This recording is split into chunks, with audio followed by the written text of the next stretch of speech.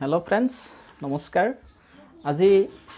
হাই school TET উত্তীৰ্ণ প্ৰাৰ্থীসকলৰ মাজত যি গ্ৰেছ আৰু নন গ্ৰেছ লৈ যি বিতৰ্কৰ সৃষ্টি হৈ আছে সেই বিতৰ্ক কেতিয়া অৱসান হ'ব কেতিয়া নিষ্পত্তি হ'ব আমি সকলোৱে বিচাৰো যে এই গ্ৰেছ আৰু নন গ্ৰেছ যি বিতৰ্ক চলি আছে এই বিতৰ্কটো শেষ হৈ যাব লাগে কাৰণ ইতিমধ্যে যি বিজ্ঞাপনৰ কাম সেই বিজ্ঞাপনৰ কাম ইতিমধ্যে ক্লিয়াৰ হৈছে মাত্ৰ পেপাৰত দিয়াটোহে বাকি আছে গতিকে এইখিনি সময়ত যাতে আমি কোনোৱে গ্ৰেছ পোৱা কেইটাই হওক বা নন গ্ৰেছ কেইটাই হওক যাতে আমি চৰকাৰক এনেকুৱা ধৰণৰ কোনো কাম নকৰো বা হেঁচা প্ৰয়োগ নকৰো যিটোৰ কাৰণে নেকি আমাৰ যি বিজ্ঞাপন সেই বিজ্ঞাপনত যাতে বাধাৰ সৃষ্টি হ'ব পাৰে বা বিজ্ঞাপনত অলপ দেৰি হ'ব পাৰে গতিকে গ্ৰেছ আৰু নন গ্ৰেছ এই বিতৰ্কটো সকলোৱে বিচাৰি আছে বিতৰ্কটো শেষ হ'ব লাগে গতিকে নন গ্ৰেছ পোৱা কিমানজন প্ৰাৰ্থী আছে সেই ডিটেইলছ বৰ্ণনাখিনি আজিৰ এই ভিডিঅ'টোৰ জৰিয়তে আপোনালোকে গম পাব গতিকে কোনো ধৰণৰ স্কিপ নকৰাকৈ সম্পূৰ্ণ ভিডিঅ'টো চোৱাৰ কাৰণে আপোনালোকক অনুৰোধ জনাইছো আৰু মোৰ এই ভিডিঅ'টো যদি কোনোবাই নতুনকৈ চাইছে তেতিয়াহ'লে মোৰ এই চেনেলটো সাবস্ক্ৰাইব কৰিব আৰু লগতে থকা বেল আইকনটো প্ৰেছ কৰিব আৰু অল অপচনত ক্লিক কৰিব যাতে মই ভিডিঅ' পঠুৱাই দিয়াৰ লগে লগে আপুনি প্ৰথমতে মোৰ ফাৰ্ষ্ট ভিউৱাৰ হৈ যাব পাৰে গতিকে আহক আমি ভিডিঅ'ৰ মাজলৈ যাওঁ যে আমি যিমানখিনি অফিচিয়েল তথ্য পাইছো সেই অফিচিয়েল তথ্য অনুসৰি যিখিনি নন গ্ৰেছ কেণ্ডিডেট আছে আৰু যিখিনি গ্ৰেছ কেণ্ডিডেট আছে মুঠ 12032 জন প্ৰাৰ্থীয়ে হাই স্কুল টেট উত্তীৰ্ণ হৈছিল আৰু সেই 12032 জনৰ ভিতৰত যে আগন্তুক যি বিজ্ঞাপন ওলাব সেই বিজ্ঞাপনটো অহা 8 বা 10 সেপ্টেম্বৰৰ ভিতৰতে ওলোৱাৰ যি সম্ভাৱনা আছে সেই বিজ্ঞাপনত 7440টা পদৰ বিপৰীতে যি বিজ্ঞাপন ওলাব সেই বিজ্ঞাপনত নন গ্ৰেছ থকা কেণ্ডিডেটবোৰে বিচাৰি আছে যে আমাক অগ্ৰাধিকাৰ দিব লাগে তো নন গ্ৰেছ থকা কেণ্ডিডেট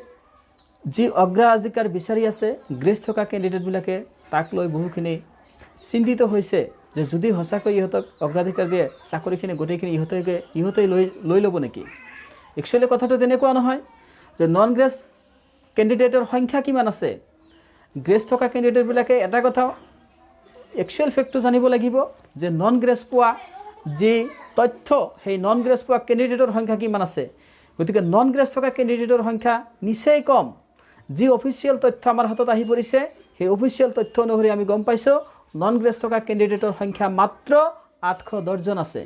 গতিকে যি 7440টা পদৰ বিপৰীতে যি বিজ্ঞাপন ওলাব যদি নন গ্ৰেছ পোৱা কেণ্ডিডেটক এই 810টা পদৰ বিপৰীতে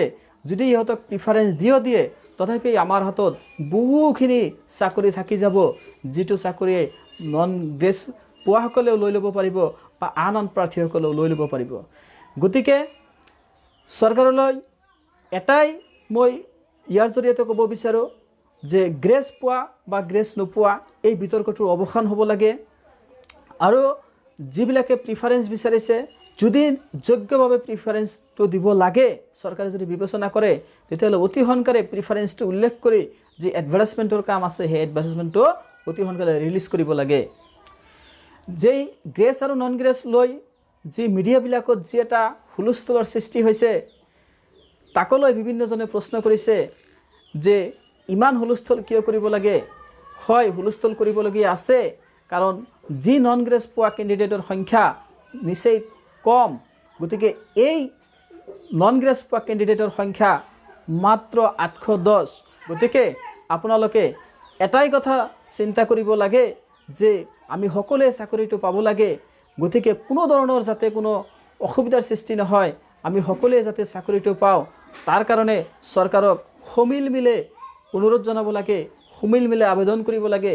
গতিকে আমি বিচাৰো সকলোৱে চাকৰি পাব লাগে তাতে গ্ৰেছ পোৱা হওক বা গ্ৰেছ নন পোৱা হওক কোনো ধৰণৰ বিতৰ্ক থাকিব নালাগে আশা কৰোঁ সকলোৱে মোৰ এই ভিডিঅ'টো ভাল পাইছে থেংক ইউ আজিলৈ ইমানেই